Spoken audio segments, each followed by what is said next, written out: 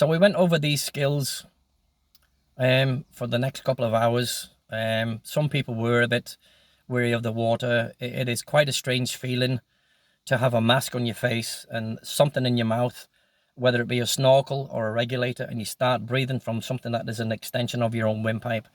It was quite a strange feeling. I enjoyed it. I was like a fucking pig in shit. I absolutely loved it. It was an alien feeling to me, and I'd so wanted to do this for so long. As I say, having grown up with Jacques Cousteau, to do this and to make this part of my life, I had no fear whatsoever. And I knew Dave's eyes were going to be on me as well, and I knew that he was going to push me to almost a breaking point at times, and get so angry with me if I did something wrong, because he was entrusting me to learn this stuff so I could take his divers in the future. He wanted me to be the best of the best, you know what I mean, and to be able to, for him not to worry about me if I took 10 or 12 divers out on my own, driving the boats and dive mastering, that he knew that I was capable of doing that and capable of keeping people alive and getting people on the boat and changing the gear and doing what checking their dive tables and making sure their little logbooks were stamped, because every time you did a dive you stamped that you had a dive. And this was something else I learned as well. So we got the weights on, and then we moved into deeper water. We moved down, we inflated, we took our snorkels out, then we put our regulators in. We took a couple of breaths to make sure that everyone was okay and that we were getting used to the breathing apparatus. We inflated a little bit, and we gave Dave the okay. We were floating on the water, and then we took our tube extension, which was our inflate button, and we held it up as high as we could till it stretched it out, and we hit the little button and we deflated till the water was out of our jackets, and then we slowly sank down to 6 feet. On the way down, we had to equalize our nose. We would pitch our nose like you would on a plane, and you would blow out, and then your ears would equalize.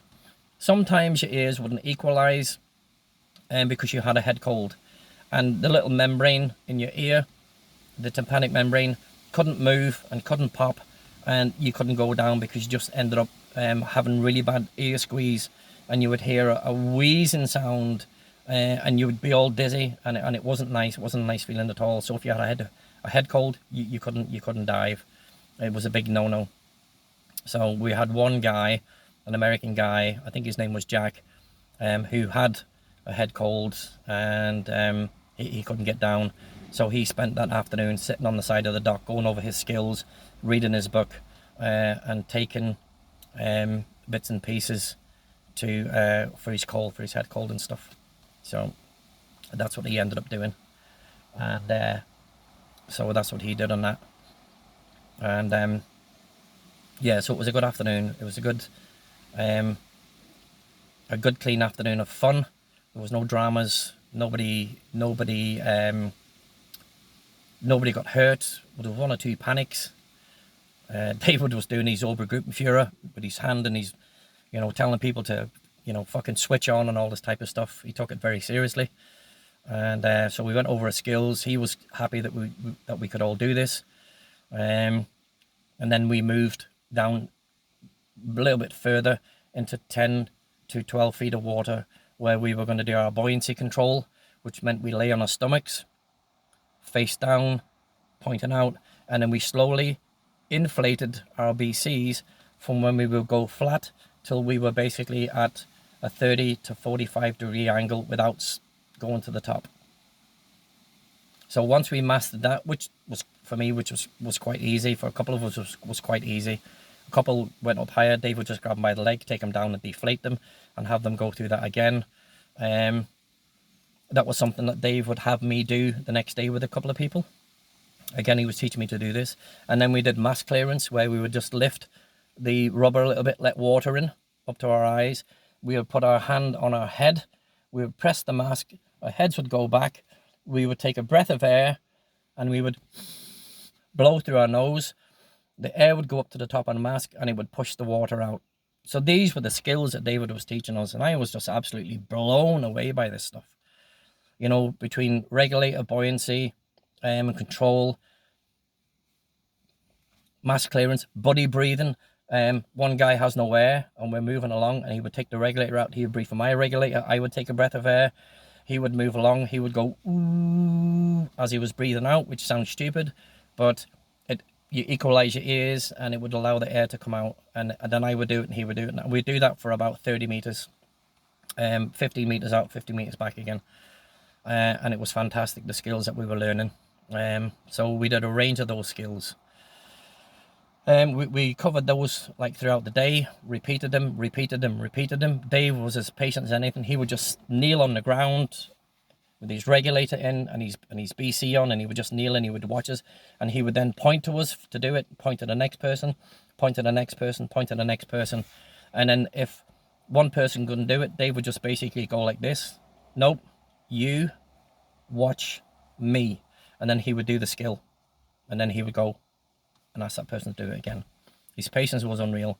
He was an absolutely phenomenal diver. I've dove with loads of people, hundreds of people probably over the years in Belize and stuff, and other instructors, and the level of skill and attention, you know, just wasn't the same as his. And yeah, the stuff that he taught me was just absolutely incredible. I also worked with and worked alongside other instructors that David had taught, and I saw the difference between them and him. These guys would take shortcuts. You know, when you learn to drive, your hands are 9 to 3, or you know, 10 to 2, or 6 to 3, 9 to 3, whatever it is, and then your fucking hands out the window when you pass your exams, or you pass your driving, and it would basically go from there. So yeah, it was absolutely phenomenal. So his standards of training and instruction was just something else, and he was passing this on to me, and I didn't realize at the time that he was doing this to me. So that day went in very quickly. We then loaded up the all the gear on. Everybody walked back to Dave's house. I spent time loading the gear on. I jumped on the back of the quad with Dave. We drove back to his house. We washed all the gear and we hung it for the next day. And sat and had a couple of coffees. We went into the classroom area, and we sat down, and they gave us instruction on how well we did and how well we didn't do, and gave us polite criticism. He didn't go, "You're a fucking numpty, you're that." He just goes, "Look, you know, you tried, you failed, you know, we've got tomorrow, we've got the next couple of days to do this, you know, before you do your skills to pass. You've passed your exams, you know,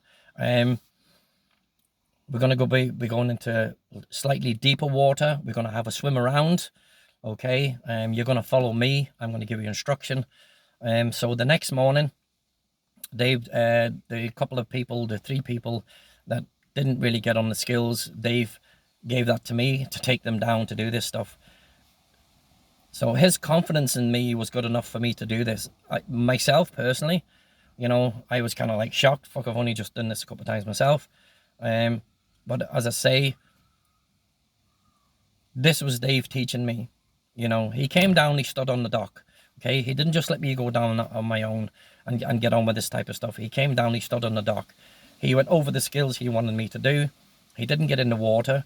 He stood on the side, and he watched me instruct on the small dock, roll forward into the water, 3 feet, all the skills, I'm good, you're good, come to me, all this type of stuff, and then slip down into the 6 feet and do the skills again. And everybody passed. Everybody was happy enough, and you know, he was happy enough with it, and so we did that for most of the day until he was happy enough that everybody could do it, and then we finished for the day, and that was another long day that went in.